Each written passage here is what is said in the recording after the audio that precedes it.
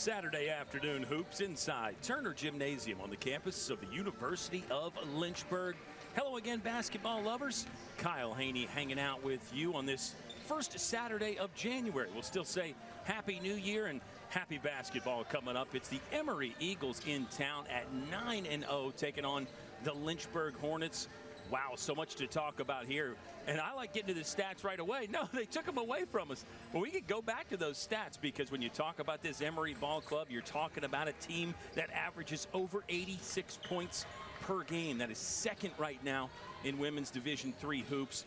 And they really do it in a variety of methods. They get great bench play. They shoot the three ball well, including one of the best three-point shooters in the country. More on that in just a moment. They rebound well. They play defense. They do all those little things that great basketball teams do.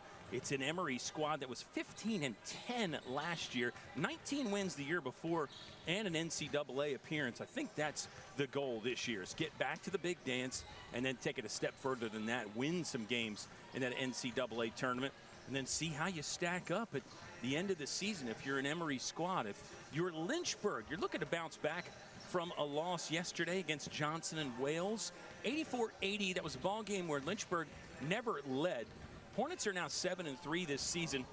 Interesting note, that was the first game that they never had a lead. In the previous two losses, one to Hollins, one to Washington and Lee, they actually had leads in both of those ball games.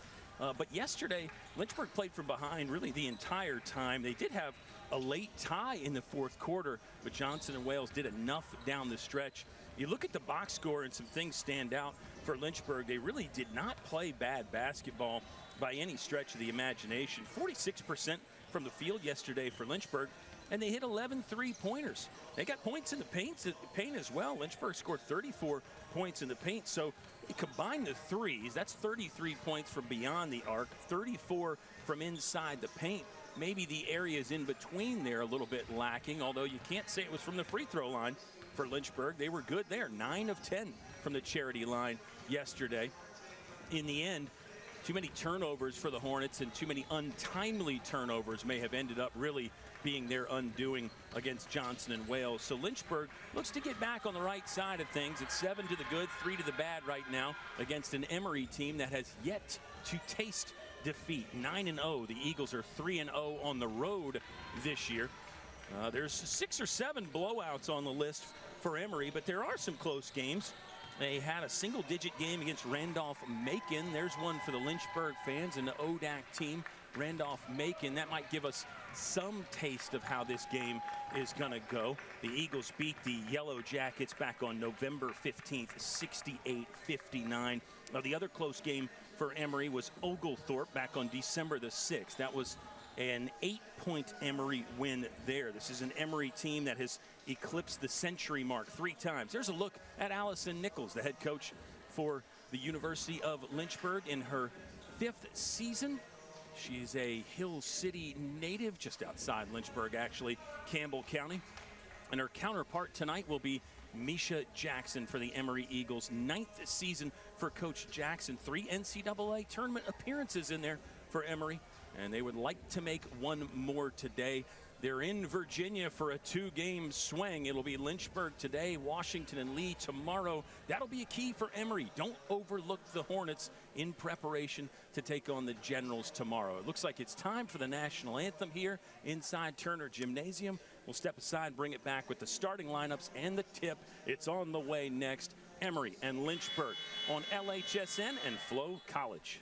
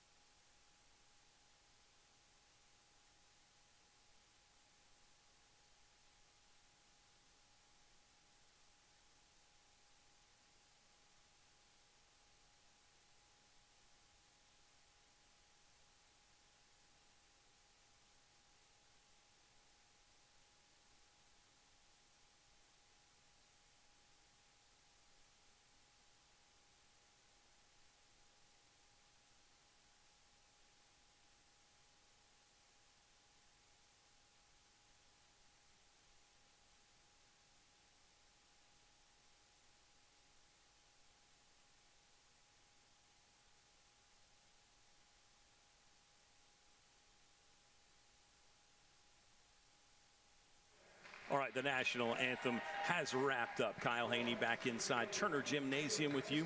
We're on Lakeside Drive in the Hill City of Lynchburg, getting ready for some hoops. There's our player to watch for Emory, number 21, Tatum Olson. She is a first year from Falls Church, Virginia, so playing in the Commonwealth again today. And you see the numbers, leads the country in three-point percentage, 28 for 50 right now for Tatum Olson. She will be a threat from deep. She could score it inside as well. Speaking of outside shooting prowess, let's take a look at our Lynchburg player to watch here. It will be Brooke Kaysen. Hit from 7 times beyond the long line yesterday. That's a career high for her. She had a look to make 8 late in that game. 8 is the program record for most threes in a game. Brooke Kaysen striking 7 times from distance yesterday. And this is an interesting juxtaposition between the two ball clubs as far as the layoff goes. Lynchburg was playing less than 24 hours ago. We'll say about 22 or 23 hours ago. Lynchburg was in action. For Emory, they've had 26 days off. The last game for the Eagles was on December the 7th. There's Brooke Kaysen coming out with the rest of the starting lineup. And with that, we'll transition right into our starters. Now, for Emory, it'll be number 11, Mary Mullinax, junior from Georgia. The aforementioned number 21, Tatum Olson, first year, 5'9" guard from Falls Church, Virginia. Joined by number 25, Mia Straza, another first year. Then you've got number 32, Alexandru Lukopoulos, a junior from New Jersey, and a junior from Massachusetts, number 44, Caroline Connolly for Emory, 9-0, coached by Misha Jackson, scoring over 86 points per game, giving up 56 for Lynchburg. The starting lineup, number 3, Madison Hoffman, number 5, Selah Parker, number 23, Audra Petty, 24, Brooke Kaysen, and 25, Bree Spainhour. Lynchburg going right to left in the home red jerseys today. Emory defending the basket to our left in the road whites. A running left-hander from Bree Spainhour is no good. We are underway. Non-conference hoops. Look at the Eagles running the floor. It was number 44, Caroline Connolly, with some fantastic fast break fundamentals for a post player. Run right down Main Street, go to the front of the rim. She did that. Got Lynchburg defense out of sorts slightly. First foul of the game will be on number 24, Brooke Kaysen. 9:41 left to play. And Connolly strikes from the free throw line. Emory is a squad that shoots their free throws well, just like Lynchburg. 71% as a team for the Eagles. Lynchburg free throw shooting has been a strong suit all season long. I mentioned 9 of 10 yesterday from the free throw line. Fun exchange with Coach Allison Nichols before the game. I said my theory is that the good coaches don't talk about free throws that much. And she said, yeah, I won't throw myself in the good coach category. Coach Nichols is humble, but she agreed. I don't talk about free throws that much at all. We practice them. You say you got to knock them down, but there's not much point in ranting and raving when you don't. That only seems to make matters worse. Turnover, Tatum Olson got her hands in the cookie jar and came out without getting caught. Show and go, fakes the three, gets the shot blocked by Spainhour. Good recovery by Selah Parker to come in and get a piece of that block. Petty comes up firing in and out from the left wing. Back and forth basketball now for both squads. It's Emory by 2. Eagles just do so many things well. Mullinax driving, lane line right, shoots it over Kaysen and makes it. Eagles by a couple buckets now. See how much fast break basketball there is. Lynchburg did not opt to fast break much. Just 4 fast break points yesterday against Johnson and Wales. And that was a Johnson and Wales squad yesterday that pressed Lynchburg a lot. Full court press. Typically that will lead to more fast break opportunities. Petty trigger ready again, this time right side, no good. Parker vied for the rebound but couldn't outduel Mullinax for it. Into the front court quickly. Mullinax on the pass back, wide right, loose ball. Madison Hoffman scrambling. Ball's out of play before either individual got to it. I want to make note about Madison Hoffman. I thought she was really good yesterday for Lynchburg. She's a sophomore from South Carolina. At times, I felt she was the best player on the court. Does all the little things, makes the right passes. Didn't exactly eat up the stat sheet. 6 points, 5 boards, 2 assists. But I think she made the right pass so much. No turnovers in there, which speaks to the quality. As we get our first sub in the game, Jackie Jacobisi in there. Here's Brooke Kaysen inside. Too high off the window, but Brooke Kaysen's going to the free throw line. A place where she does not spend a whole lot of time. This season or in her career, Brooke Kaysen just does not shoot a lot of free throws. That is attempt number 3 on the season for Brooke Kaysen. And she's playing, fans, she's playing over 30 minutes per game. Here comes attempt number 4 of the year for Brooke Kaysen. She rolls that home. Brooke splits at the stripe. We'll talk about her free throw shooting or lack thereof if she goes to the line again. But the numbers say she may not go to the line again. Missed three-pointer. There's Hoffman just outside the lane, skying up for a rebound. That's back to what I said. She seems to always be in the right place. Brooke Kaysen very at home beyond the arc after 7 threes yesterday. That one rattles out and then gets knocked out of play. Emory ball. Lynchburg trailing by 3. Bit more on the Eagles. 15 wins last year, 19 wins the year before. They play in that tough UAA conference. If you're plugged into the basketball scene, it's not just on the women's side, and really not just in basketball, as the running lay goes from Caroline Connolly. But that UAA is a real meat grinder. And for Emory, they're part of the machine that grinds up the meat. They are very good, and 9-0 this year. That tells you so much of the story. Hoffman, top of the key, bounces to Jacobisi. She'll go to work inside, tied up. Needs to phone a friend, and she took too many steps before she did that, or they may have called her for the 3-second violation. Subs back in the ball game include Audra Petty, and in the game for the first time, Kate Littlejohn. Emory yet to sub. Mentioned their bench play is very good. Really every stat stands out for Emory. I think the biggest standout is second in the nation in scoring, as another runner goes from Mary Mullinax, Georgia native, 5'10", combo guard kind of player, 8-1. If you're Lynchburg and you want to spring the upset, you don't want to fall in a deep hole early. Maybe that's cliche. You don't want to fall in a deep hole early even when you're not trying to spring an upset, right? Petty, she'll line it up from outside. No good on the triple try. It touched the shot clock apparatus. That's a turnover. But Emory, 6th in the country in scoring margin, 3rd in the assist to turnover ratio, 10th in bench points, 33 bench points per game. Lynchburg gets good contributions from their bench as well. And speaking of contributions, that one gets the bench up on their feet. Tatum Olson from inside. She doesn't just shoot 3-pointers. She could do a little bit of everything. First year, it's a freshman and junior heavy attack for Emory. Littlejohn feeds Hoffman. She's fouled on the floor. Try to continue the thought about Emory's stats here, although we're going to mention some of these as the game goes on. 10th in the country in bench points, 4th in field goal percentage, 10th in rebounding margin. They get 47.5 boards per game to their opponent's 34 and change. They're 4th in three-point percentage as a team. Already mentioned Olson, best individual number for the three-point percentage in Division III basketball right now. Littlejohn attacking. Good job to use the pivot foot to gain space, but missed it from outside the lane. Here comes Emory on the move the other direction. Finish inside from number 25, Mia Straza.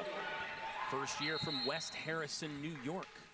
Multiple subs waiting at the table. We got a stoppage from our official. I don't know if it was something on the clock or what the issue was there, but looks like a line change for Emory as they throw in all kinds of new faces. We'll see if we can get them for you.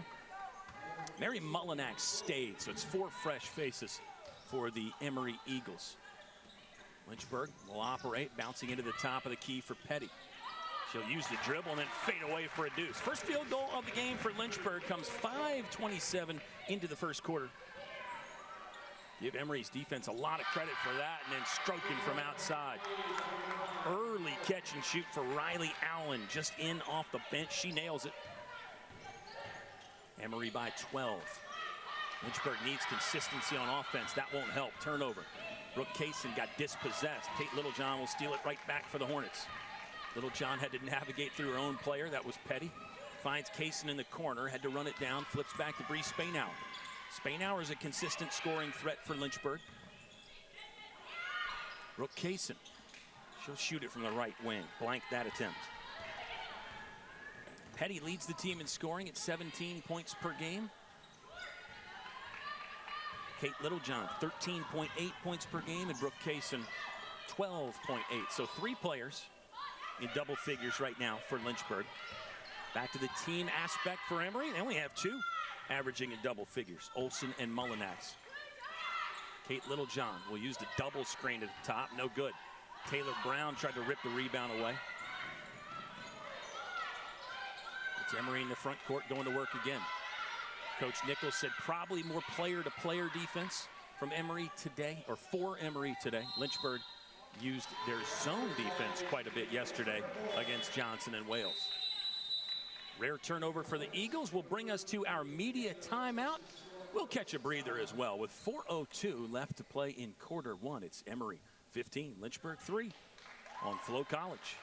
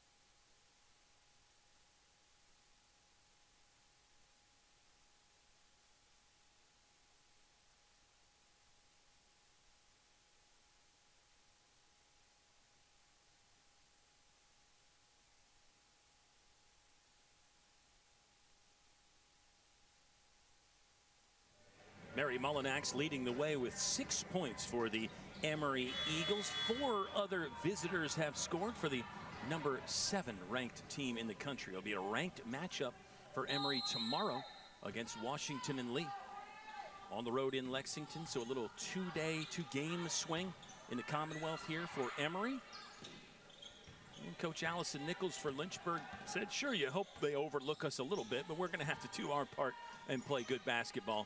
And that's the thing about these great teams, and I think Emory falls in that category at 9-0. They tend to not overlook anybody. They tend to not overlook any opponent. Ball got kicked out of play. That lets Lukopoulos check back in the game. Right now for Lynchburg, they'll toss into Audra Petty. She's joined by Littlejohn, Kaysen, Brown, and Jacobisi. Hornets working it around. Petty knew the shot clock was waning and elected to try to shoot from the right wing. On the floor foul. Might go against Taylor Brown. And I was wrong, fans. It's not Jacobisi in there. It's Caitlin Canada in the ball game for Lynchburg. Number 33, Caitlin Canada, getting her first activity of the game. And I was also wrong. The foul was on Emory. It was on number 5, Riley Allen. Petty will retrieve the basketball, pass to center for Brooke Kaysen. She surveys the chessboard. Wanted to go backdoor for Kate Littlejohn. Now it's Petty, working through a defender. Defensive foul. Getting used to the officiating was something Lynchburg had to do yesterday in a game where the refs let the gals play a little bit, you have to say. Anybody that watched that game, my buddy Joe Brennan with a fantastic call on the broadcast, but the refs, for the most part, they let the ladies get after it. Wasn't it true like YMCA pickup blacktop game with that kind of physicality, but it was more on the physical side than I think most of us are used to. But you get a completely different officiating crew in today, and so you may have to adjust there. 14 fouls on the Eagles right now, just 1 on Lynchburg in the early going. Great effort there by Lukopoulos to turn the corner, but she missed and then touched the basketball.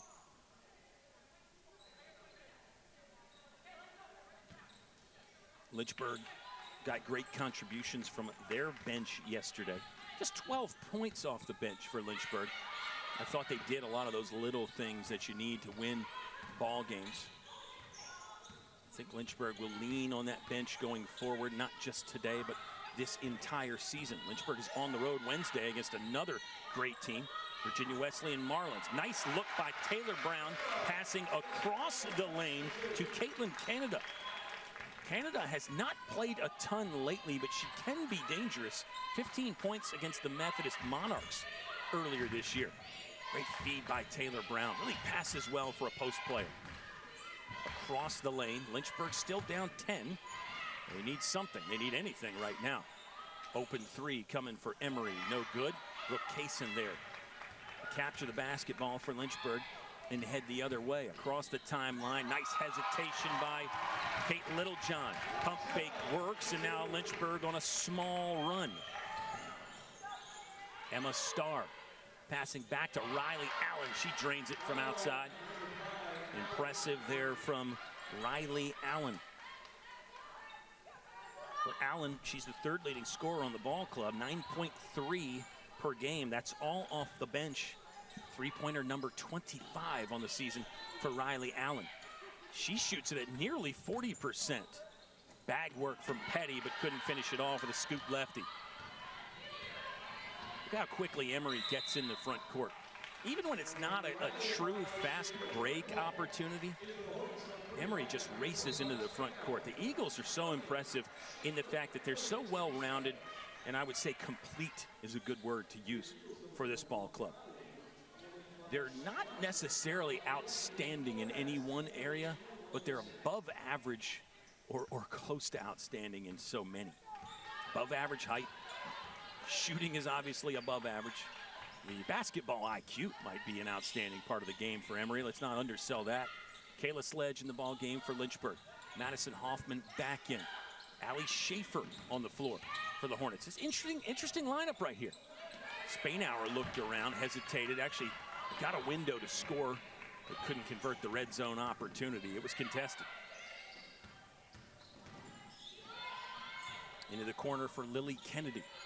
Ball movement, combination of passing and dribbling for Emory is impressive to watch. And then following the shot is a good way to score as well. Number 44, Carolyn Connolly.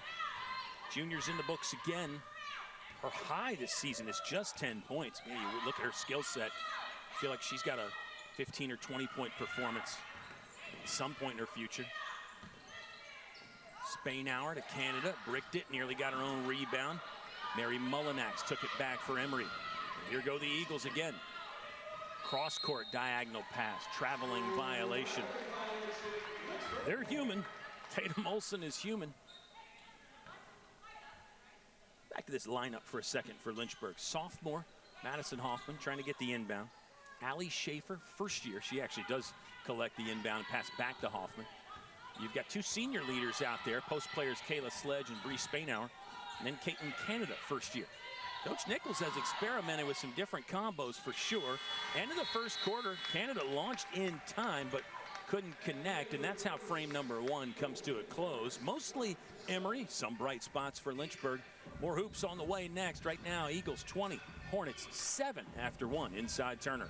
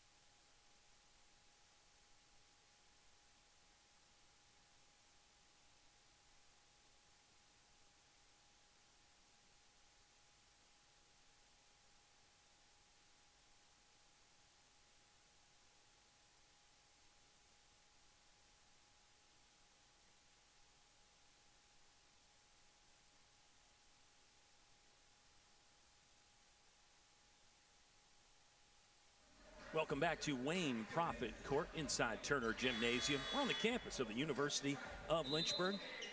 Kyle Haney hanging out with you, Hoops fans. We're ready to start quarter number 2. Statistically, Emory shooting over 50% from the field, 8 for 15 2 of 6 from beyond the long line. Lynchburg 0 for 7 from 3. And again, if you want to spring an upset or beat any team in the modern game, you got to hit some of those three-pointers. Lynchburg field goal percentage in general not good. 3 for 16. That's good for a shade under 19%. Lynchburg has turned it over 4 times. Emory has turned it over 4 times. I think maybe the big difference is the shooting right now. And there's another one for the Eagles as they pick up right where they left off, 22-7. And on the floor foul as Brooke Kaysen was trying to get free along the right baseline. Yeah, just classic guard play there. Penetration by Tatum. Make the defense respect the drive and then step back and make it from 14, 15, 16-foot range. That's an individual move that all guards really have in their bag now. And it works. This ball's going to skip out of play.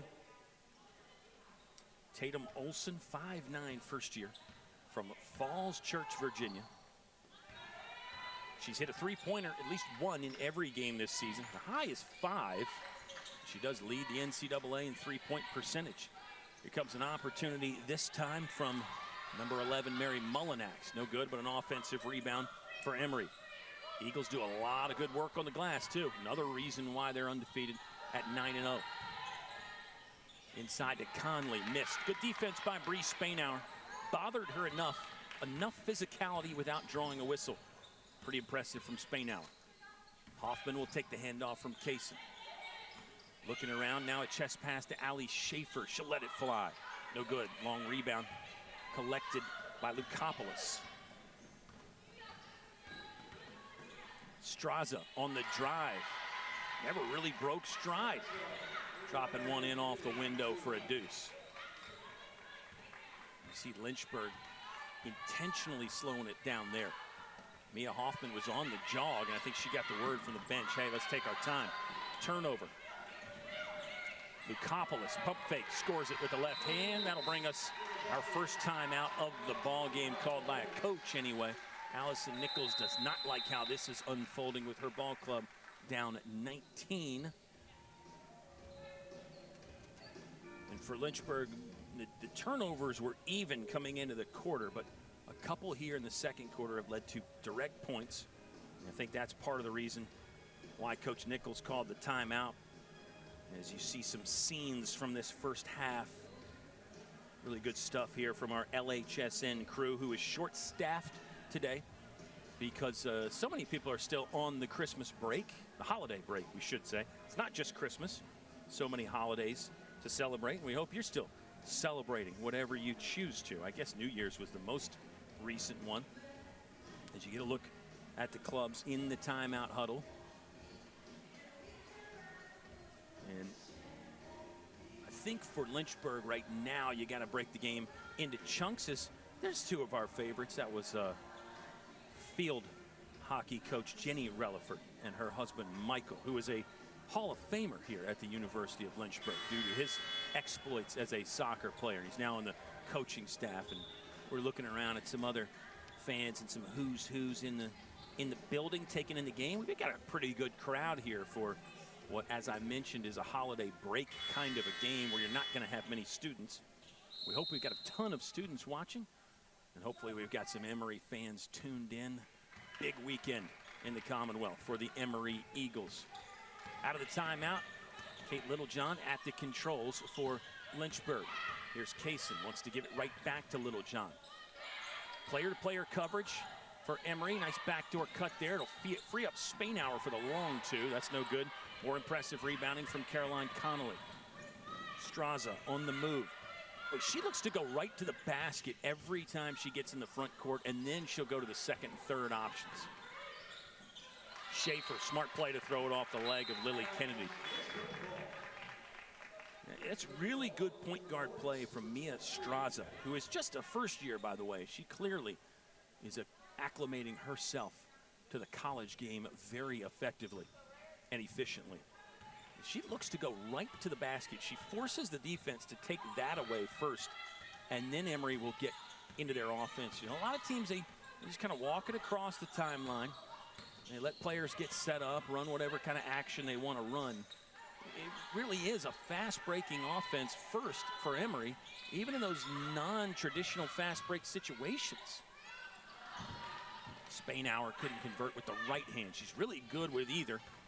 We marvel at her footwork, but that time Spainhour blanked from the right side. 7:10 left to play in the first half. 26-7. Nobody scored after the Allison Nichols timeout. Emory by 19. Now they will run in action with 10 on the timer. Great job to free up Kennedy inside, and she will score. Lily Kennedy, senior, Cincinnati, Ohio, 28-7. Lynchburg down 21 in the first half. And this is really a first this season to be down this much at halftime. In the Washington and Lee loss, Lynchburg fell down 20. They actually led for most of the first half in that ball game and ended up losing to the Washington and Lee Generals by just 13 there. So for Emory, they're going to have a common opponent when they play Washington and Lee tomorrow. That common opponent will be Lynchburg. Littlejohn missed as she tried to gallivant through the lane from right to left. Straza again got away with a ball handling boo-boo there as it kind of got pressed to her hip for a moment. No whistle from the officials who have been watching the footwork. They've caught a couple traveling violations today. Lauren Walsh, number 3, in there for her first action. She looks to score. Wow, Lauren Walsh. Frosh from Chapel Hill, North Carolina. So many great young players for Emory. And Lauren Walsh, I mean, just in off the bench. Don't think we've called her name yet. Really impressive what she did there. She's only averaging 8 minutes per game. I mean, she looked like a bona fide scorer. Now Walsh is going to whip it across the lane. Really set up Straza nicely, but couldn't cash it. Littlejohn behind the back. Lynchburg will set up their offense. They ISO that post for Bree Spainhour. No good. Good defense from Conley. Straza on the run, lobs it to the front of the rim. Hornets did well to hustle back and fortify the paint area that time. Petty got blocked out of play. When you say paint area here at Lynchburg, it's a little bit of a misnomer because it's unpainted in the lane there. There's another look at the block. Man, Conley's impressive inside, isn't she? Talk about a paint presence. Paint protector, rim protector. On the season for Connolly, should be block number 14. Got 5 steals in there as well. And the Hornets have thrown it into the Emory bench on the baseline inbound. Coach Nichols still on her feet, still positive. She's always got a positive edge to all of her coaching. And she's not afraid to say, hey, we've got to play better. We're gonna play better. I think that's kind of the change in the vocabulary for Coach Nichols that some coaches don't have. Some coaches do say how I started it. They say we've got to play better. Coach Nichols, I think a lot of times she leans into we're going to play better. Maybe it's just one word change, but I do think it matters. Petty had Lukopoulos really attached the entire time and shot it on her and drew the foul. So a chance to talk about Audra Petty a bit as she goes to the free throw line. Double figures in all 10 ball games this year. Lynchburg at 7-3. Petty was good yesterday, scoring 18 points. Just 4 rebounds for Audra Petty. 3 turnovers. And Coach Nichols, that's one that she's told, hey, you're going to get better. You're going to get better handling the ball, better with the decisions. We know you can score, but you have to do some of those other things. You have to play defense. Have to take care of the ball a bit more. I think Petty will be. See if she can keep that double-digit scoring streak alive. 10 plus in all 10 games this year. And in fact, in her career, she's been in double figures 24 out of her 34 career games. Just a sophomore, Audra Petty. Dribble breakdown by Lukopoulos to score. The ball handling might be at an elite level for Emory.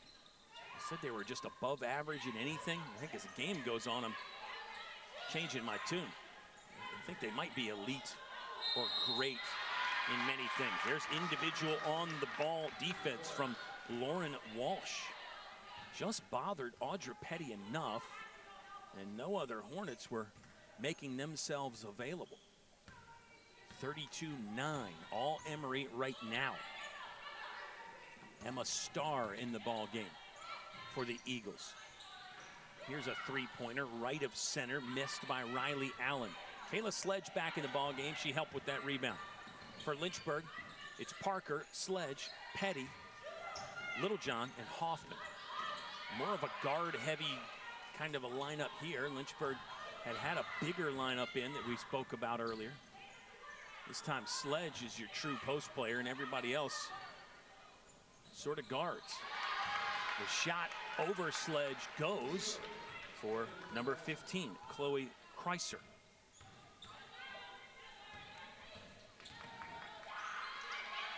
Chloe Kreiser, beg your pardon. Close there. Here's Littlejohn in trouble. Another 5-second call. The Emory defense is bottling up Lynchburg right now. You've got 5 seconds to advance the ball or break that cushion between you and the defender. And Lynchburg couldn't do it. It's a call sometimes that you can watch 2, 3, 4 games of basketball and never see that call. But Emory's defense is so good right now. Lynchburg's had it a couple times in the last few moments here. 3:15 left to play in half one. 34-9. All visitors here. Oh, the give and go, and then the backdoor cut. Just fabulous there. That's a couple classic basketball pieces. Riley Allen with the pass, kept going, got it right back. Give a pass to get a pass. That's something you'll hear coaches say. Here's Spain out. Going to work inside, blocked by Kreiser.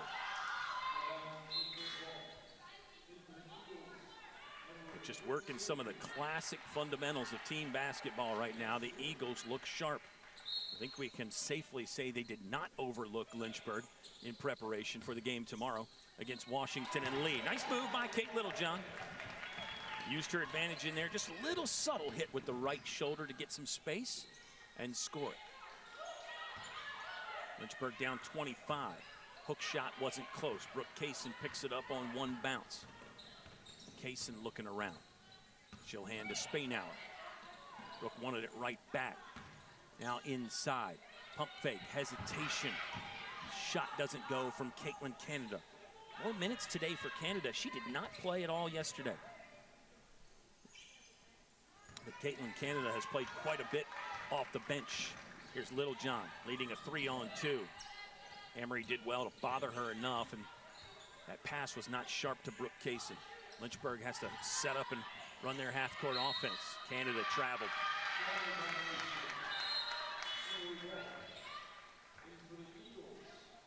Caitlin Canada looks like officially the live stats have her with 7 minutes right now, and that was after 0 yesterday. Lynchburg down 25 with 1:55 left to play in the half.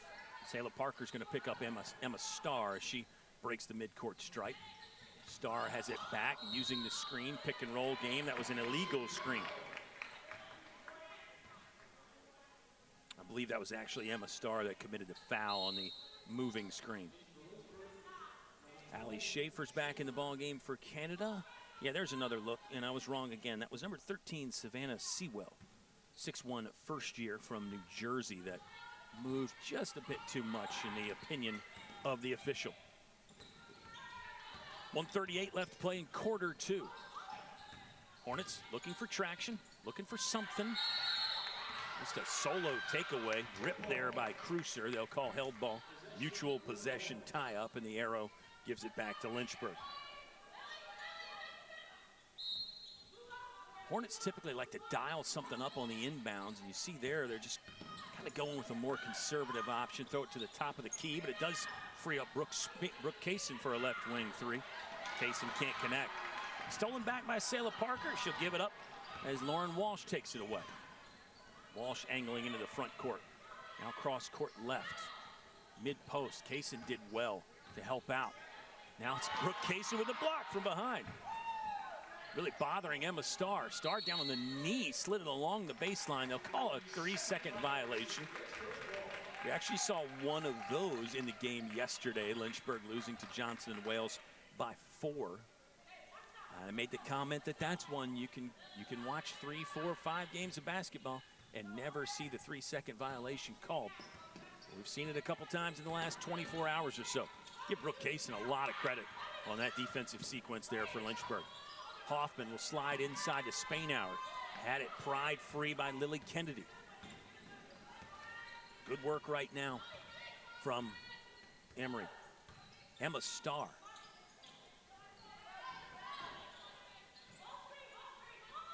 Selah Parker doing a good job to interrupt that. Lily Kennedy with the basketball. Looking for the backdoor cut. Now she'll hand off to Starr. Starr, 5 on the timer now. Emory hasn't come close to a shot clock violation yet. Good job by Lauren Welsh to let the defender fly by and then pull the trigger. Missed. And Lynchburg can feel good about a defensive stand. Brooke Kaysen lost a defender. That was Lily Kennedy. Looks like she's okay. Yeah, she is. She'll get a little rough and tumble with Bree Spainhour coming in from behind. Should be foul number 5. No, just the 4th, pardon me. 4 team fouls on Emory. Side out for Lynchburg here with Hoffman to press the reset button. Hornets down 25. We've been saying that a lot lately. Not much for either squad. Here's Brooke Kaysen. Still cannot drain one of those 3-pointers, and that will be the end of half number 1. Mostly Emory in what you have to call a pretty low-scoring affair.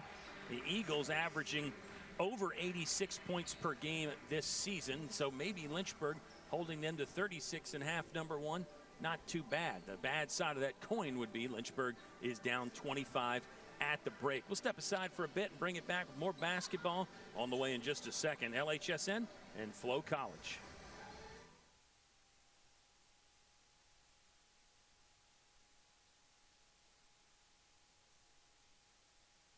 Every great college has a great city. For Lynchburg, we are near urban areas with lots of restaurants, shopping, and events. Plus, we are one of the top schools in the area. Come see for yourself.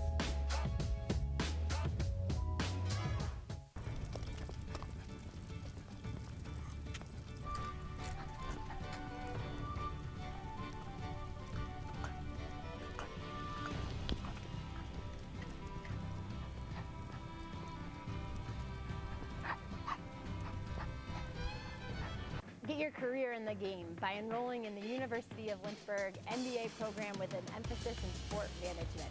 This program opens the doors to new possibilities for a variety of careers, from being an athletic director or working in athletic administration to working for professional organizations, your favorite team, to running a local parks and rec department. And employers are increasingly requesting and preferring individuals who have postgraduate education, specifically looking for an MBA. And so the University of Lynchburg Sport Management concentration in the MBA program sets you up for success, and it sets you apart from the many other people looking for jobs in the industry. Learn from winners. Here you will learn from professors and mentors who have spent their careers doing exactly what you want to do. Increase your marketability in an $83 billion industry. If you have a 3.0 GPA, the GMAT is waived. There's no application fee, admissions occurs on a rolling basis, and our online program is ideal for working adults. When you enroll in this program, you enroll in the opportunity to learn from the best of the best. Your professors have a wealth of experience working in the sport industry that they share with you in the classroom setting. Get in the game by getting your MBA with a sport management concentration at the University of Lynchburg. Now, Hollywood, here I come. Hey, I meant, yeah. Either. The real Lindsay Piper's here. Autographs there later. Want to have some outdoor adventures while getting a degree at the same time? At the University of Lynchburg, we have an on-campus zip line and road tours. Plus, we offer adventure trips that cost less than a cup of coffee. And did I mention our beautiful scenery? We're a university for students looking for something more than just books. Welcome to your new adventure experience.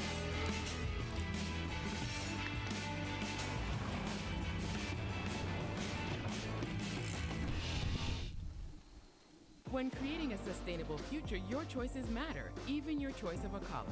The University of Lynchburg is the first college in Virginia to go carbon neutral. Our dining hall is green restaurant certified. We compost all of our food waste and purchase our electricity from landfill gas. Now we're turning a hazardous lake into a thriving urban wetland. When you choose Lynchburg, you leave a smaller footprint while building a better tomorrow.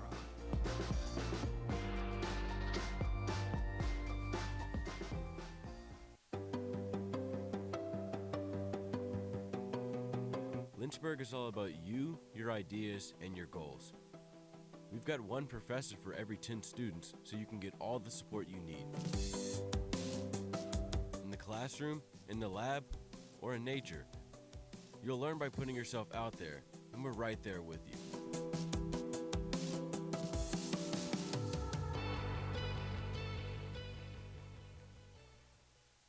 This is the dough. It's wicked cute. It's always so pretty.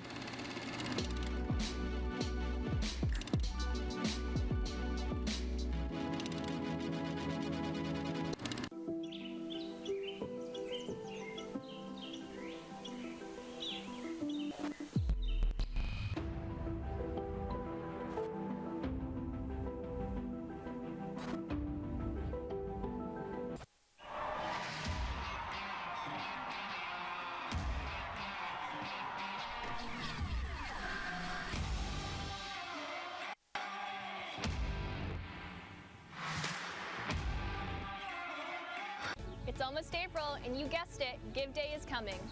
It's been 119 years since the university was founded by Josephus Hopwood in April of 1903 with a gift of $100.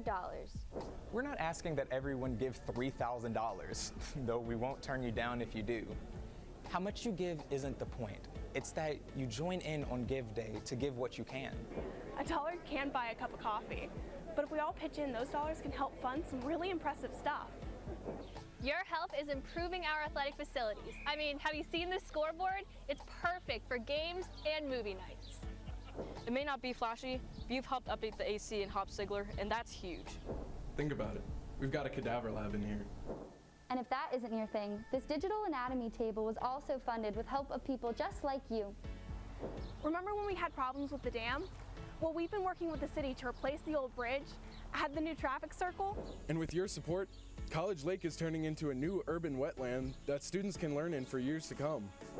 I mean, the Lynchburg Fund helps everywhere. Lynchburg started with a $100 gift. That gift, combined with 119 years of hard work, dedication, and love, turned into all of this. Imagine what your gift can do.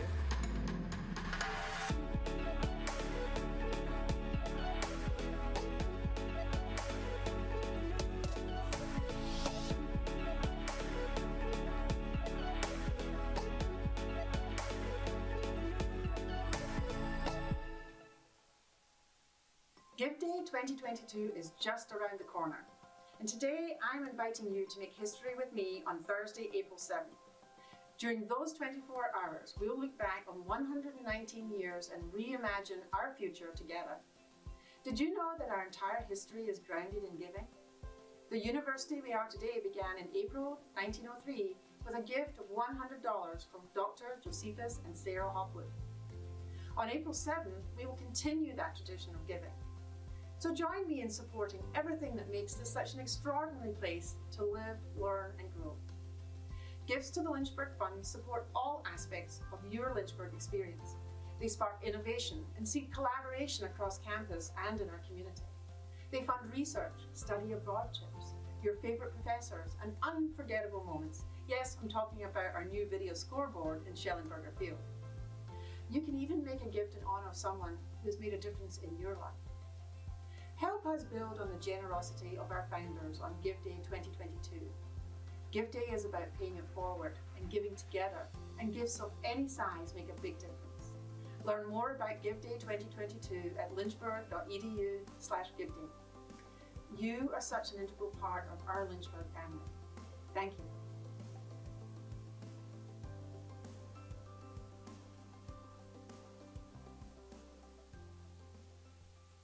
Hi, I'm Barbara Rothamel, Director of the Dara Museum of Art here at the University of Lynchburg. I'm really excited that we can show you what we do here at the Dara Museum. We hold exhibitions throughout the academic year, changing them at least once during the course of each semester. Our exhibitions range from thematic concepts, works by specific artists, and really fortunately this spring we have works of art by our art faculty. So we have many opportunities throughout the year for confronting various social issues, examining the aesthetics of art, historical aspects, and so on, with our collections of American and European paintings, drawings, prints, and sculpture, as well as the art of world cultures, including Australia, Indonesia, and Africa. We've had an art gallery here at the University of Lynchburg since 1976. In 1995, it was named the Dara Gallery in honor of Pierre and Louise Dara. Since then, in the year 2020, we renamed it the Dara Museum of Art, which best exemplifies what we do with our collections, exhibitions, and educational programming. Our collections have grown over the year, and we now have more than 2,000 works of art in our permanent collection. We recently received a donation from the Andy Warhol Foundation that included serigraphs as well as many of his Polaroids taken of friends, acquaintances, and on the street over the years. So this is a very exciting aspect of our collection. We also received the donation of contemporary folk art from the late Professor James Owens, and our collection includes now the largest public selection of paintings by Lynchburg area folk artist Queena Stovall. Please consider a donation to the Dara Museum of Art on Give Day. We rely heavily on donations, both of funding that support our programs and educational initiatives, as well as the consideration of works of art for our collection. And don't forget, follow us on Facebook and Instagram, Dara Museum U of L. Thank you. Hope to see you in the museum soon.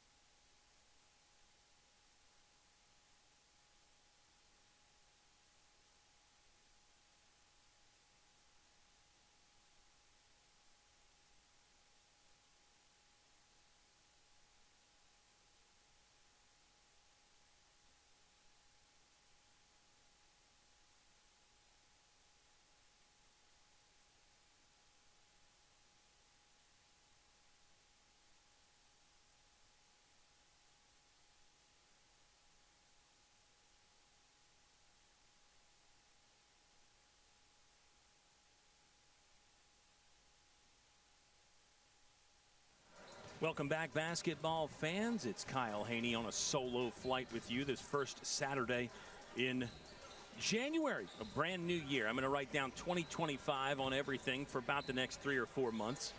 But eventually we'll get it straightened out and start calling it 2026. I did have some New Year's resolutions. One of them was to procrastinate less, and I can't wait to get started on that in February. So really looking forward to getting started on that in February.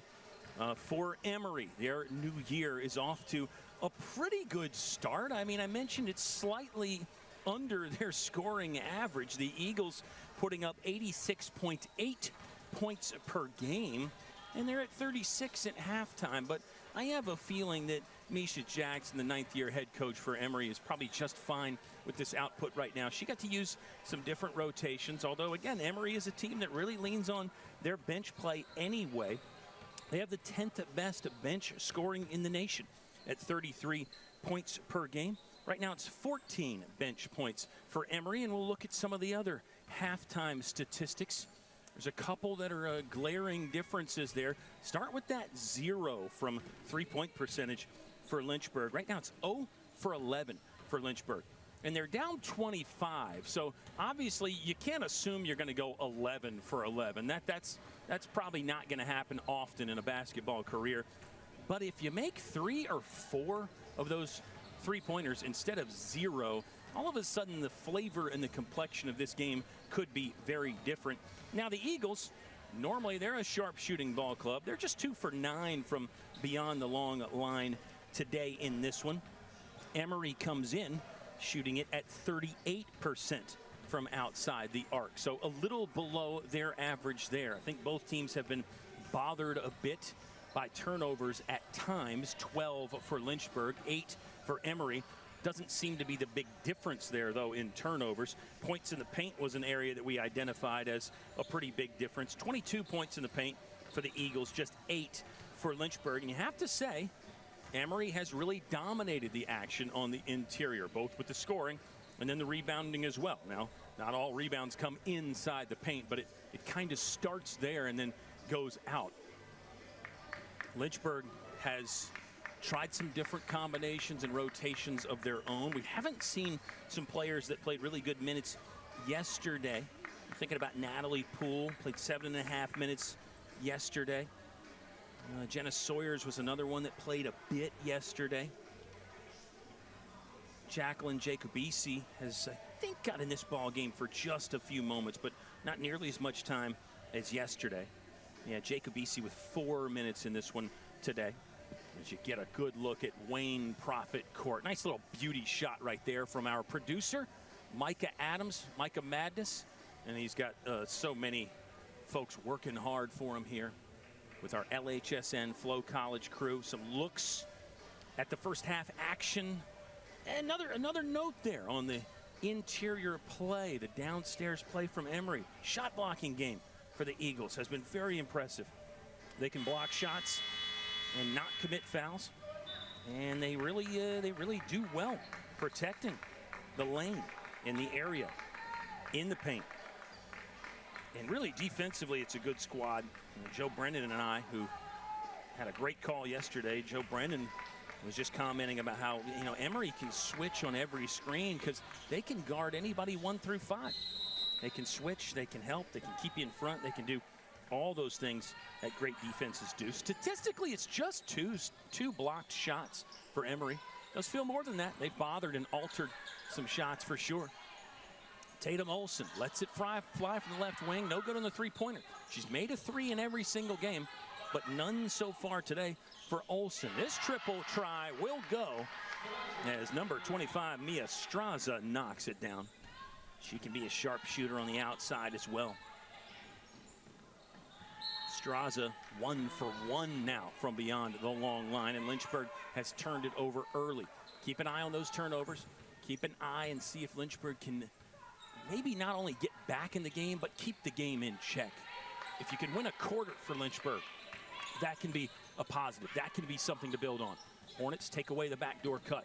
Lynchburg's trying their best to have heavy pressure on the outside, but not yield those backdoor cuts. They're doing well at that, I think. But Emory showing how good they are, their class. They're finding some other ways to score. This ball pop free, should stay with the Eagles. Yeah, officials agree.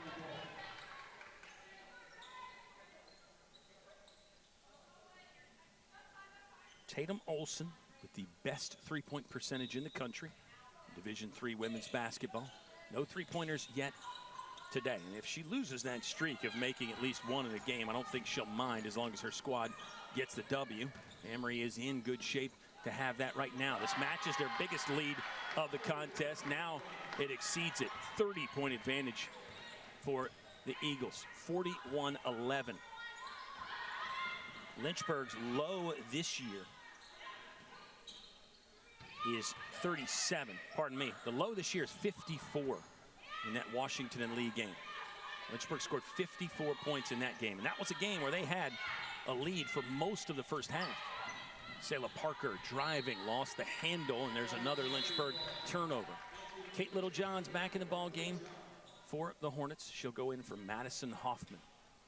It was the same starting 5 prior to that. Hoffman, Parker, Spainauer, Kaysen, and Petty. Now Kate Littlejohn back in the contest. For the Emory Eagles, They've got Straza, Olsen, Mullinax, and Lukopoulos and Connolly. Their same starting five to open up quarter three. 41-11. Lynchburg down 30. The low for Lynchburg last year was 37. Got the stat confused there. Lynchburg was held under 50 6 times last year. Scoring hasn't been as much of a problem for Lynchburg this season. 80 in the loss yesterday to Johnson and Wales. Sayla Parker side questing through the defense. Reese Spainhour with the offensive rebound, blocked. It's a Lynchburg team averaging over 70 points per game, giving up over 61 points per game. Emory, when you talk about scoring, well, they're just second in the country. 86.8 points per game as Mary Mullinax, the junior from Georgia, will step to the free throw line. Kate Littlejohn thought she had a clean block there. Look at some of those NCAA stats. NYU is averaging over 100 points per game. Over 100 points per game. Emory close to 87. It's an Emory squad that's been over the century mark thrice this year. And they're playing some pretty good competition as well. I mean, that's the other thing.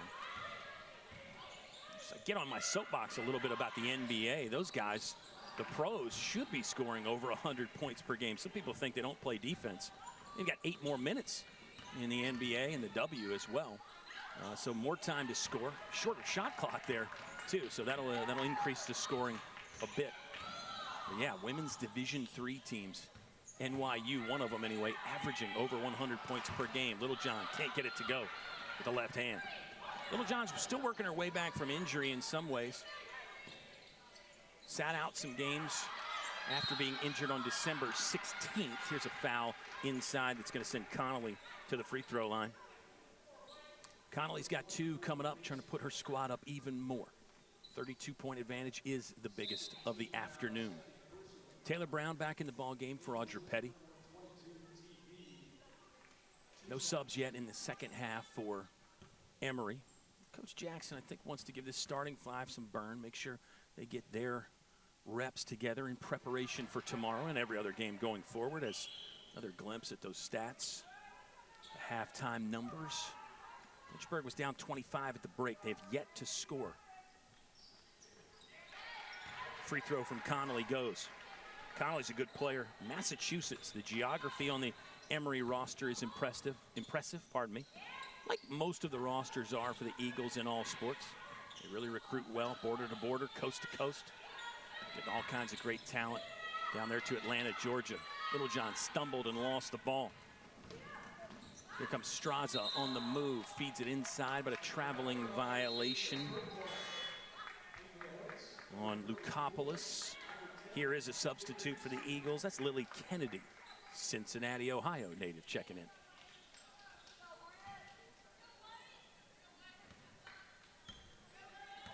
If you're Coach Jackson, I think, again, you've seen exactly what you wanted to see from your team. They did not overlook Lynchburg, at least through the first 2.5 quarters, we'll say anyway. Here is Natalie Poole for Lynchburg. Got a touch and a dribble before passing back to Littlejohn. Poole, I thought, played well yesterday. An athletic spark off the bench. Jackie Jacobisi's in the ball game again for Lynchburg. Floater from Brooke Kaysen was not there. Trying to swipe the basketball back, but here comes Straza. Head up, searching, probing. Now it's a full out slash and dash before getting blocked away by Kate Littlejohn.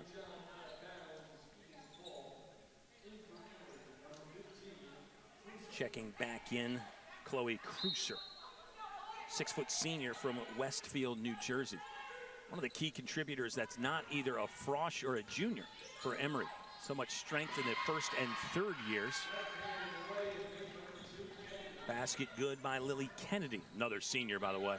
So maybe the key contributors off the bench are the elder stateswomen. Taylor Brown, senior for Lynchburg, missed from the left side.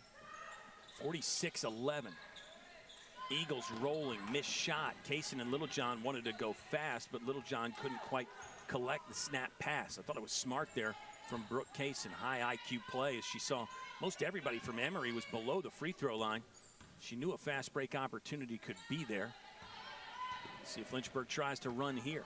Littlejohn, maybe fourth gear there. Wasn't breakneck pace.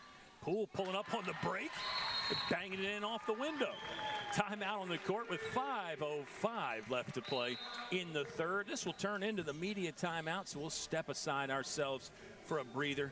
Still all Emory halfway through the third inside Turner Gymnasium at the University of Lynchburg.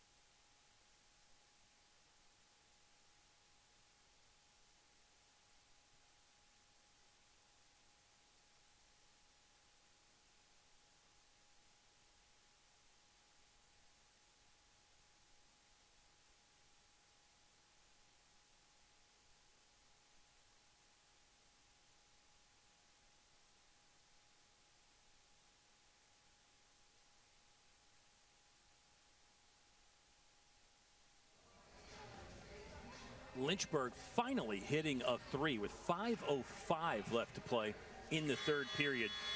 The first make from outside comes from Natalie Poole, banked it in. This is a Lynchburg team that averages 6.5 threes per game, and the three-pointer really helped keep them in the ball game yesterday. 11 for 27 from deep yesterday for Lynchburg.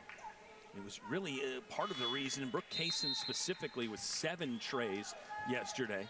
Part of the reason why Lynchburg got back in that game against Johnson and Wales. So when you have an element to your offense that just is a complete no-show, not for lack of trying, not for lack of skill, but when you have an area of the game that just is not there, it's going to be hard to beat anybody, but specifically very difficult to beat a great squad like Emory. And again, the Eagles are proving they are a very, very well-oiled machine. Slight mishandle from Tatum Olson. She wrestled it back. It's Emory 46-14. Timeout from Allison Nichols after the three-pointer. There's Olson with her first make from deep. Statistically, the country's best shooter from outside. Natalie Poole's going to try again. All net, no rim on that attempt from the mid-range as the scoring pace is picking up slightly. Olson will try again. Yeah, the scoring pace really is picking up. Back and forth, rat-a-tat-tat. Olson with a couple, Poole with a couple. Yeah, why not go back to Natalie Poole? A minor heat check moment. See if Olson gets it back on the other side for Emory. It's Brooke Kaysen driving in from the right side. She'll stop and retreat. 52-16. Poole's going to go to work. Down the middle, have a wild shot attempt that hit above the square, but she will earn herself 2 free throws. Olson's got 2 now as there's a timeout on the court. We just took a break, so we'll stay here for a minute and banter about some of these stats. Olson 2 for 3 from outside now, so that'll help her stay atop the charts. I believe coming in, the number was 28 for 50. So that should make her 30 for 53, right? That's what she is total on the season. Now, these stats are unofficial, by the way, fans. 30 for 53 is good for .566. Just rounded up to 57% from outside right now for Tatum Olson. Just a freshman. My goodness, what a player. Emory has traveled well as we get some shots at their fans. For somebody like Tatum Olson, I mentioned Falls Church native, this game's going to be closer for some of the folks on the Emory roster for the parents and family and friends to get to.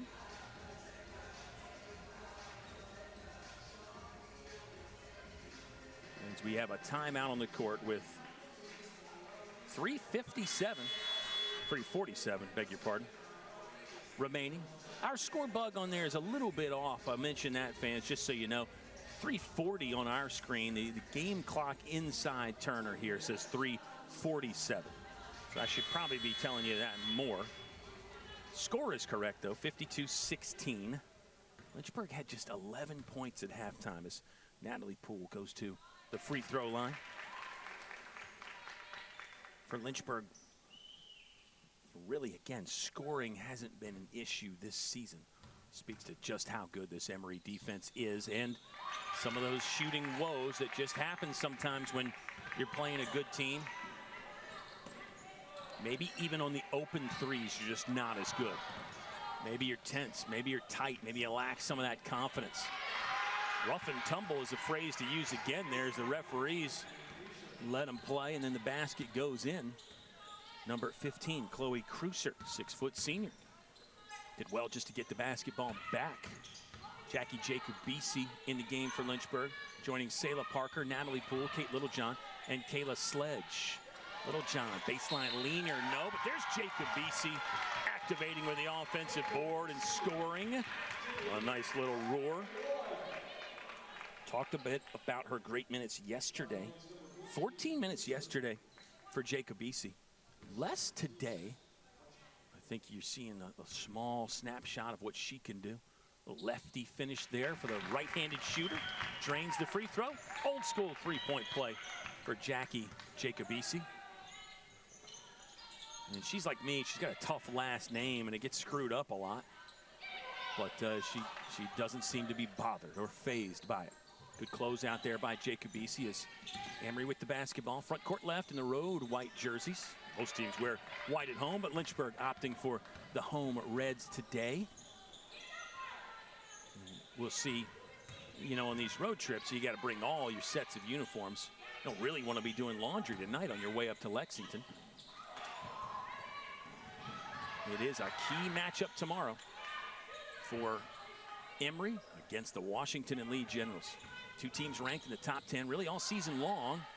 Nice pass across the lane from Littlejohn to Sledge. She can't make it from the left low block. Emma Starr back in the ball game, working it into the front court. Long triple from Riley Allen was too strong. Natalie Poole might have got away with a ball handling miscue. Well, she'll step back and fire. Poole, same thing, too much. Poole shaking the right hand there. As Emory sets up shop in the front court left. Multiple substitutes waiting at the table to get in at the next dead ball. 1:50 left to play in the third period. Lynchburg in that player-to-player coverage. More zone yesterday from the Hornets. More person-to-person today for Coach Allison Nichols. I don't think they've played zone at all. There's going to be a good defensive stand for Lynchburg. Shot clock violation.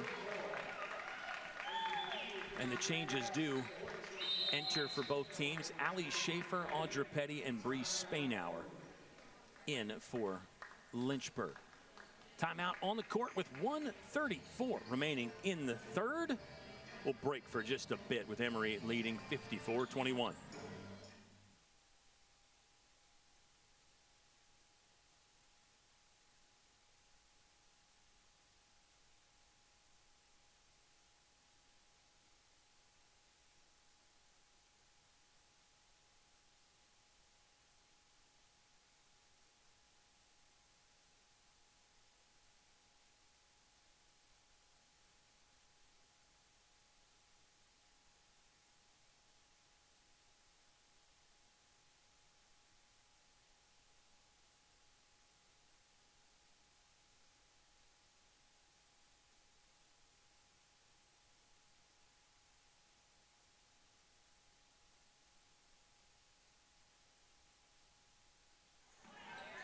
Back to basketball after a 30-second timeout. We should have just stayed here. That's a play-by-play man error on that one. I'll take the blame. But you didn't miss much, fans. 54-21. Lynchburg basketball, front court right. Here's Audra Petty. Petty, spin move, trying to get in the lane. Tough one on the way, no good. Audra Petty in danger of losing a streak. She scored in double figures every game this season. Just 4 points right now. Petty's 1 for 7 from the field, 0 for 4 from beyond the stripe. Lynchburg 1 for 14 from outside, 17% on the three-point percentage. Schaefer trying to change that, and she can. She's a sharpshooter. Brick that attempt. Under a minute to play in the third. Emma Starr. Starr's done great work as a ball handler. Now she's in the low post going to work. This time it'll be Lauren Walsh. Walsh with a scamper and a score. Mentioned Lauren Walsh. She really hasn't played that much or scored that much. She averages 2 points per game. She's impressed me. What a great option Emory has off the bench with a player like Lauren Walsh, and we've talked about their bench play all game long. We may be talking about it in the fourth quarter as well. We may not see the starters for Emory out there in the fourth. Be interesting to see how Coach Jackson chooses to proceed as far as the rotations and the personnel goes.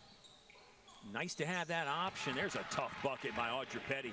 She can really do that. She uses the shoulders and the hips, the backside well to get space when she needs to, and then she's also good when she's just open and can knock down shots. She can use that physicality. Nice frame as a guard to throw some of that muscle around as well if you're Audra Petty. 5 on the timer now. End of the third. Emory's not going to get anything off. Petty might, though. Just a fraction too late on a half-court shot that nearly went in. Wouldn't have counted, though, as it came after the buzzer. And we are through 3 complete. Emory, 56. Lynchburg, 23. Fourth and final frame coming your way next on Flo College.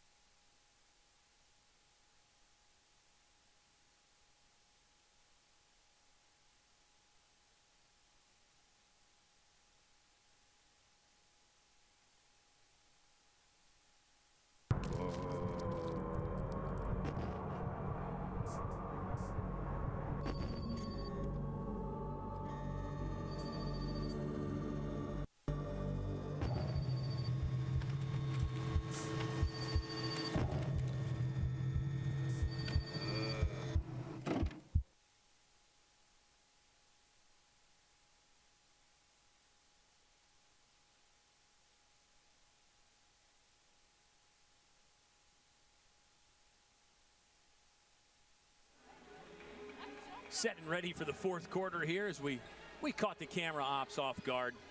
Maggie's used to being a coach, but today we made her operate a camera. We've got Caroline Gerke on a camera, who is one of our longtime great friends. Gerke's run a camera before, though. Maggie, have you run a camera before? I think Maggie has. Pretty sure. Lynchburg basketball to open up. Caitlin Canada back in the ball game. She's got her hands on it. Right wing now, driving. Into the corner for Schaefer. Schaefer spotting up, just barely kissed the front of the iron on that one. Battle for the loose ball. Emory's going to head the other direction. Lineup for Emory looks like does not feature. Oh, hold that thought, actually. There's Mary Mullinax. Yeah, it is the starters in there for the Eagles. Beg your pardon, fans. Mullinax, Olsen, who has hit a couple three-pointers in this one. Straza, Lukopoulos, and Conley. 5 starters are out there to begin the fourth quarter for the Eagles. Fade away goes. Again, great job to use the body to create space. Lukopoulos, the nice finish. Some of that is knowing what the referees are going to allow, knowing what they've been calling. How physical can you be inside? And I think as an offensive player, you can always be a little bit more physical, right? Referees are more inclined to call the foul on the defender rather than call an offensive foul. Three-pointer no good. Littlejohn, one-handed outlet was stolen. Olsen's going to drive on her, left it for Lukopoulos, got it back somehow on the pinball. She missed. Interesting, sort of unsettled kind of play there as Littlejohn will settle things across the timeline and work slowly to center while Lynchburg gets the offense set up. 3 changes at the table for the Hornets on the way at the next dead ball.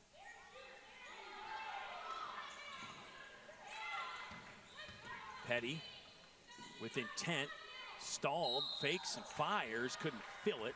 Audra Petty fouled, about to walk back to the free throw line for 2.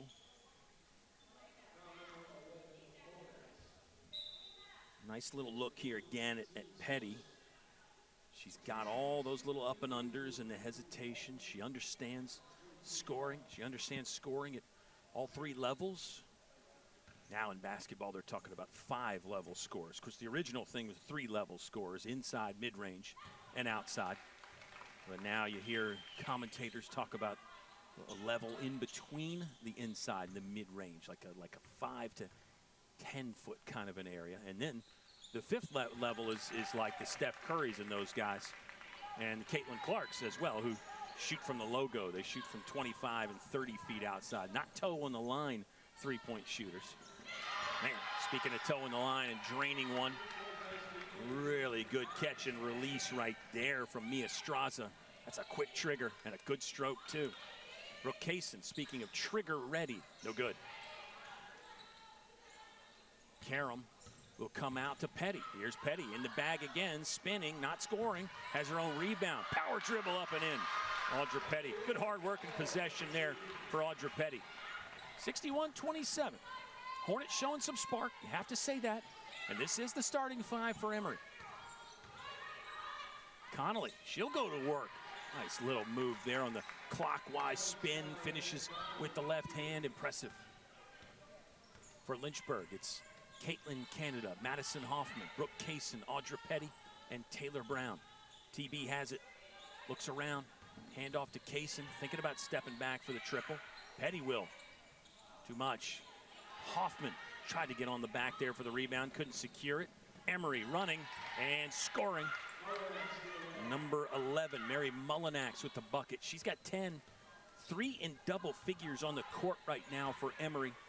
Mullinax, Olsen, and number 25, Mia Straza, all with 10 points apiece. What a balanced effort for Emory. And that's been part of what they do all season long. Hoffman tried to dribble through traffic. They're going to call a foul. Just scan the stat sheet right here for Emory, and you'll see, and the stats are available online as Natalie Poole checks in for Lynchburg. It's Lily Kennedy for the Eagles. But it's an Emory squad that, you know, has so much balance. Olsen, 17 points per game. Mullinax, 14 points per game. They're the only 2 averaging in double figures, but they get great contributions up and down the roster, and they get them from the bench as well. Good feed from Taylor Brown to pass along the baseline to Kaysen, who was waiting in the left corner, and she nails it. 7 yesterday for Kaysen, far different game. We just wonder if she could have hit 7 today. Does that change the result? Maybe, maybe not. And there's probably no point in wondering. Spin move there from Caitlin Canada. Oh, bad effort, but missed. Emory by 35. Olsen, she'll line up another, no good. Madison Hoffman again, right place, right time. Fouled from behind. We'll go back to Hoffman a bit. She does so many things, again, that don't show up in the stat sheet. She's in the right place so much. She's just got 2 rebounds, but does well with the blocking out. Understands the angles and how the ball is going to come off. Understands the chessboard that is constantly moving out there and how she fits into it. That was the 2nd foul on Alexandra Lukopoulos, by the way. Hoffman will bring it into the front court. She can do a lot on the ball as well. That's part of that high IQ. She can really be a ball-dominant kind of point guard, but does so much good stuff off the ball, going to the right areas all the time. Doesn't necessarily look to score. Might be a player that could look to score more as she grows and becomes better and better. Brooke Kaysen missed everything. Allison Booth in the ball game with a nice offensive rebound and finds Natalie Poole ready, willing, and able to stroke it home from the right elbow. Allison Booth in the ball game. Good closeout there by Booth to get on Lukopoulos, who offloads to Chloe Cruiser. Cruiser's having a good game. Just 6 points for her. Felt like more. 67-32. Lynchburg in a big hole, but continuing to play hard.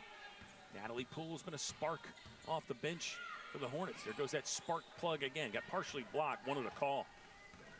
Lukopoulos through traffic. It was a 2-on-1. Brooke Kaysen stymied it, but couldn't prevent it. As Emma Starr with a series of pumps in the up and under, finally getting it to go. Poole on the break, partially blocked. It's probably a possession Lynchburg wouldn't mind having back there.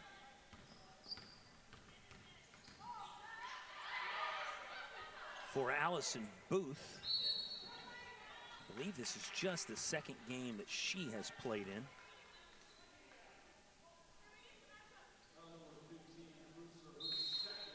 Foul was on Cruiser as the teams get to the media timeout. I think we've covered our allotment of breaks, haven't we, Micah? I'm just letting the fans in on the behind the scenes here. So we're going to stay here. Micah says it's okay to stay here, and that's what we're going to do. And let's look ahead for this Lynchburg schedule a little bit. Real quick, I'll tell you, Emory, big one tomorrow against Washington and Lee. And I know that's one that they're looking forward to, especially now that they've got this one pretty much sewn up. I mean, I think we can agree it's Emory is going to get victory number 10 on the season. Just a question about how much. But best of luck to the Eagles and the Generals tomorrow. That should be a great game in Lexington if you're looking for something to watch. I know Emory's got NYU waiting down the road. That NYU machine is raring to go, averaging over 100 points per game. But for Lynchburg, they've got some great comp in the near horizon here. Off to Virginia Beach this Wednesday, January the 7th. Lynchburg taking on Virginia Wesleyan, who will go through a name change in the offseason, but we'll call them Virginia Wesleyan for now. Lynchburg's going to get a scrappy Avert Ball Club in this gym 1 week from today. That's a 4:30 tip. So one on the road and then two more back at home as Lynchburg will host Bridgewater for a midweek Wednesday game on January 14th. So the three games coming up for Lynchburg will not be easy. However, playing good competition like this Emory squad, and I'll throw Johnson and Wales yesterday in that conversation as well. Playing good competition can make some of those ODAC games feel easier. It can give you more of a fighting chance against the Virginia Wesleyans and Averts and Bridgewaters of the world. Lynchburg, despite being 7-3 this season, is actually 0-2 in ODAC play. A 13-point loss to Washington and Lee, and then an overtime loss to Hollins in this gym. Natalie Poole's back on the free throw line, by the way, while we talk about some things Lynchburg has done and what they will do as Poole converts the first from the stripe. 69-33. For Lynchburg, the three losses so far have been 13, 3, and 4 yesterday. Those are the margins.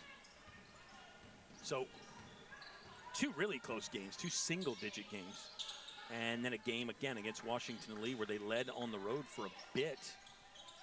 Got down 20 at one point, but fought their way back in the game. This one is going to feel different, though. This will be the biggest loss of the season. Just don't know by how much yet. Shot clock under 10. Oh, Allison Booth with a stuff, and she got the basketball. Nice play by Allison Booth. A player who does not get a lot of minutes. Get in there. Yes, Allison Booth. Number 13 for 3. Love that for Allison Booth, a junior from Chesterfield, Virginia, making the most of those minutes. I mean, what an exchange on both ends. The block shot, recovery, gives it up, gets it back, and strokes it home from the right wing. Great effort by Allison Booth. She deserved that. Jenna Sawyer's in the ball game now for Lynchburg. Good job on the closeout to bother Riley Allen. It's Booth and Sawyer's joining Jackie Jacobisi, Kate Littlejohn, and Natalie Poole. Poole got bodied up on the left baseline. And that foul is on Excellent. Serene Excellent in the ball game for Emory. She is a 5'8" freshman from Orlando, Florida. 2 shots for Natalie Poole. Poole's been busy at the free throw line here in the second half. 3:09 left to play in the ball game. And you gotta look at the block by Allison Booth. Great stuff right there for Booth. I want to make a phone booth reference, but as time goes by, I have to realize they've been gone so long that so many people don't even know what a phone booth is. I think everybody still has seen a pay phone at once in their life, but phone booths, or booths maybe, are increasingly rare. And I can't remember the last time I saw one. As Riley Allen ending the conversation about a phone booth. Jenna Sawyers working here, first year from Galax. She's got a good physical profile. She's got some great physical gifts. I think she's learning the college game as Jenna Sawyers got hacked on the attempt. Sawyers to the line. Didn't play much yesterday. High is 7 points in a game this year for Jenna Sawyers. I think she really can be a difference maker, though. Southpaw shooter will make that one on the season for Jenna Sawyers. Looks like this is game number 6 she's played in. I think she's got a really bright future for Lynchburg. Hornets really good on the free throw line. Sawyers makes another. Looks like as the live stats update, Lynchburg 12 of 15 from the charity line. So no problems there. Problems have come in some other areas for Lynchburg. 12 of 56 from the field. That's 21%. And the woes beyond the three-point line today for Lynchburg, pretty well documented by me. So I'll leave it there and encourage you to check those live stats if you want. It's a fun way to watch the game in the modern age. 71-39. Wrap around, reverse lay-in try by Savannah Sewell. Not there. Sawyers has to recover. Realized she was near the basket. Tried to drop it in for Selah Parker. And that pass was off target. Parker, Booth, Sawyers, Petty.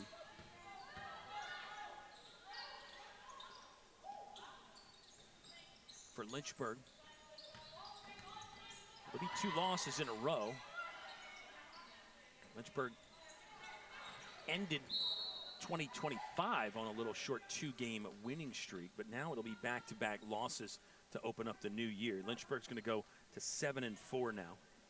Emory will improve to 10-0, undefeated. They're undefeated on the road, by the way, at 4-0 after this one.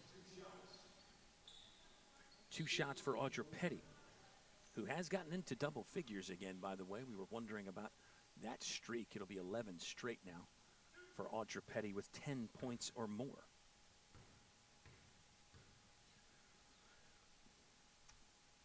Petty, second-year player from Randleman, North Carolina.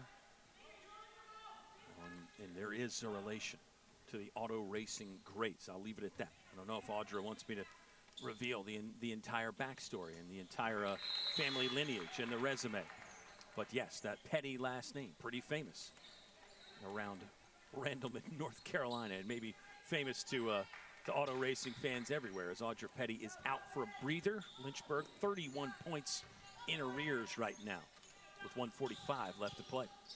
Allie Schaefer has returned to the contest for Lynchburg. Lynchburg, I think it's a game, if you're Coach Nichols, who does tend to lean on the positives, she'll find some good things to take away from this one. Booth with another rebound, heady outlet up ahead to Poole, bobbled it a bit, but managed to recapture and knock it down.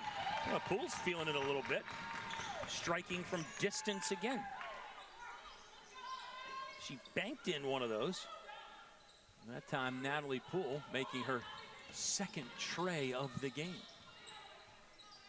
Another good young player. I mean, Lynchburg's got some youth that could be really good. A lot of it on display up here. Sawyers up ahead to Booth. Pumps high off the window and gets the roll. Smart play there by Booth.